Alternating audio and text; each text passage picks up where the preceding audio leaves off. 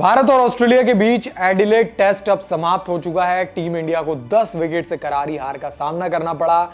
इसके बाद रोहित शर्मा ने प्रेस कॉन्फ्रेंस में क्या कुछ कहा, किनको गुनाहगार ठहराया और आगे के लिए क्या कुछ कह दिया, इस सब पर आज विस्तार से बात करेंगे।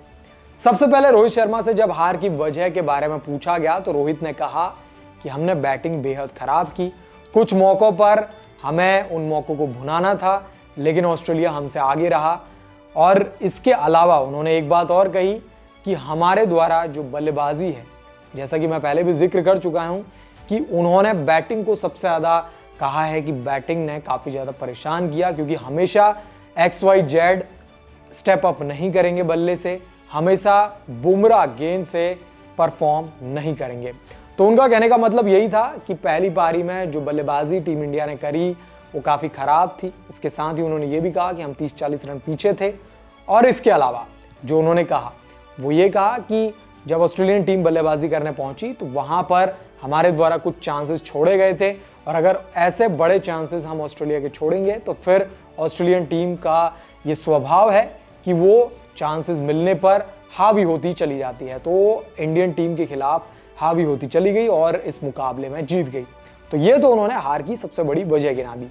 अब इसके बाद उन्होंने टीम इंडिया की बैटिंग को लेकर क्या कुछ कहा, क्योंकि टीम इंडिया की बैटिंग काफ़ी बड़ा कंसर्न है। जब मीडिया पर्सन ने एक सवाल पूछा कि न्यूजीलैंड की सीरीज हो या फिर यहाँ पर जो 2 मुकाबले हुए हैं, टीम इंडिया की बैटिंग उतनी प्रोमिनेंट नहीं दिख रही है, टॉप ऑर्डर लगातार फेल हो रहा है। तो फिर इस पर रोहित शर्मा ने जवाब दिया कि हमने पहले रन्स बनाए हैं, टफ सिचुएशंस में भी रन बनाए हैं। उन्होंने न्यूजीलैंड सीरीज का जिक्र करते हुए कहा कि ज़रूर उस सीरीज में काफ़ी खराब प्रदर्शन हमारे द्वारा रहा, लेकिन हमने पर्थ में भी रन बनाए थे दूसरी पारी में। तो इस बात का जिक्र करते हुए उन्होंने कहा कि बैटिंग जो है वो एक बड़ा कंसर्न नहीं है, बैट्समैन अच्छा कर सकते हैं, पर यही है कि स्टेप अप करना होगा। इसके बाद तीसरा जो पॉइंट्स उनसे पूछा गया वो काफ़ी बड़ा पॉइंट था।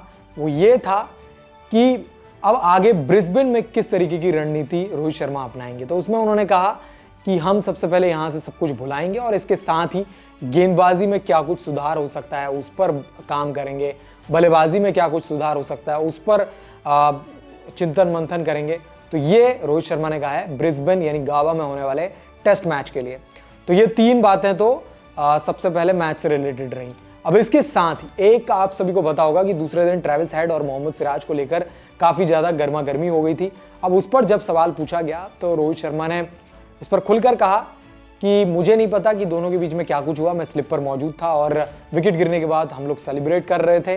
हालांकि उन्होंने एक बात और कही कि मोहम्मद सिराज उस तरीके के खिलाड़ी हैं जिनको एग्रेशन में रहना पसंद है, लेकिन इसके साथ ही उन्होंने ये भी कहा कि अगर एग्रेशन रहेगा तो उसमें एक थिन लाइन होनी चाहिए कि क्या कुछ सही है और क्या कुछ गलत है, सब कुछ स्पिरिट ऑफ द गेम के तहत होना चाहिए। ये इंडियन टीम के लिए उन्होंने कहा, बाकी अपोजिशन टीम क्या कुछ करती है उससे हमारा कोई लेना देना नहीं है। तो रोहित शर्मा ने ट्रेविस हेड और मोहम्मद सिराज के मैटर पर भी कहा। और इसके अलावा जो आखिरी पॉइंट उन्होंने सबसे बड़ी हाईलाइट की वो प्रैक्टिस मैच को लेकर कहा। दरअसल आपको याद ही होगा इस मैच से पहले जब प्रैक्टिस सेशन रखा गया तो इंडियन टीम का ये मांग थी कि क्लोज डोर प्रैक्टिस हो, क्योंकि इंडियन टीम ये चाहती थी कि वहाँ पर बहुत सारे दर्शक आ जाते हैं, काफ़ी पास आ जाते हैं, और उसके बाद हम नहीं चाहते कि प्लान्स जो हैं वो लीक हों, हमारी बहुत सारी कन्वर्सेशन होती हैं। ये सभी बातें रोहित शर्मा के द्वारा कही गई, जिस वजह से उन्होंने कहा कि हमने क्लोज डोर प्रैक्टिस करने का चुना था।